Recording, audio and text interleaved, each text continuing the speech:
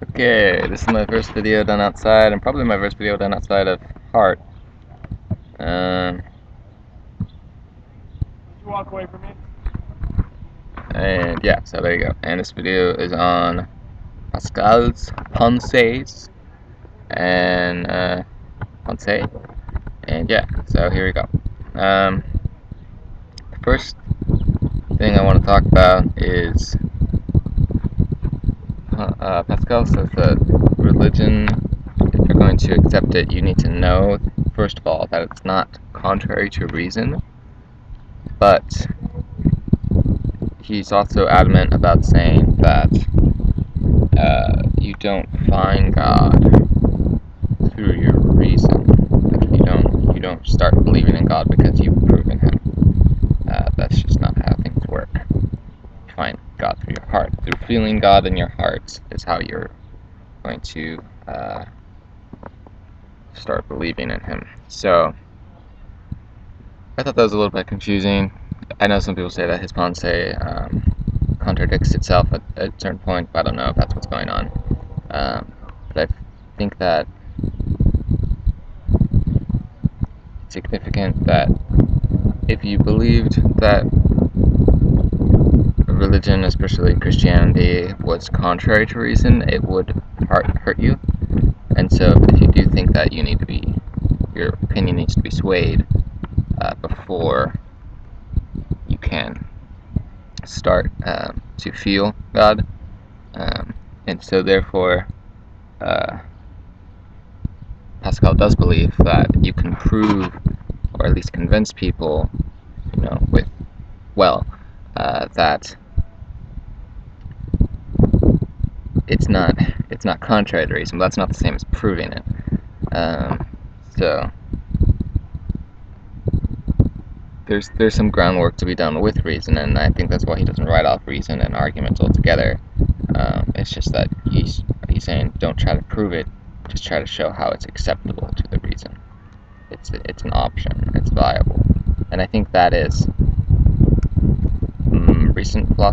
more recent philosophers have done that track. They're saying I'm reasonable and here's what I believe, prove that I'm disreasonable, and no one can do it. And they're better at doing that than saying here's a proof for God, believe it, because that's just less convincing and less good. Yeah, so I think Pascal kind of predated some modern philosophers in just attempting to show that at least religion isn't contrary to reason. So that's the first thing, and I think that is important. Apologetically is very important.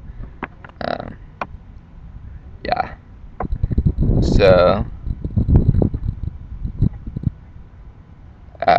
the second thing is that this is a synopsis with Descartes that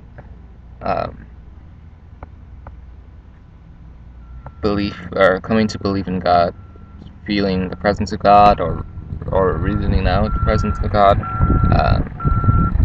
whatever they would disagree on the methods of it, but doing it is a realization of kind of what you already believe. It's not like I'm a blank and then I have to add on the belief of God. It's I already have the belief of God. I'm trying to forget it, and I'm really good at forgetting it. And so coming to realize it is a kind of a remembering, or what's the word that Plato uses? A recollection of what's already known, because we're already kind of pre-programmed with that stuff. And to do that, to come to the point of recollection, you have to face the facts, and you have to not be lazy, you have to not be short-sighted, because people seek their happiness, but they're mistakenly thinking that God will not be their happiness when really He will be, and that's because they're short-sighted. They're not witty enough, they're not clever enough, they're not smart enough to see far enough to see that God really is their happiness. And while Descartes would say that that's entirely a reason thing, and that you need to sit down and start reasoning, Pascal would say that you need to sit down and reason, at least to the point of saying, like I said before, that religion isn't contrary to reason. But he would say that's not going to be enough. What you really need is, it's really loud. That's really annoying. Hopefully you can hear this. What you really need is to feel with your heart, and so you need to stop denying it and start feeling. Alright, he's gone. Quick, before he comes back, the next thing I wanted to say is that God made this overcoming of laziness a necessary step to realizing his presence.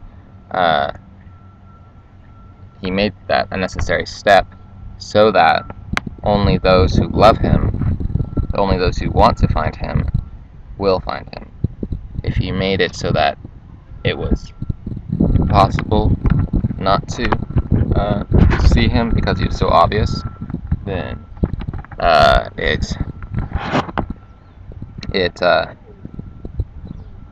everyone, even people who hate God, would know God, and that's no good.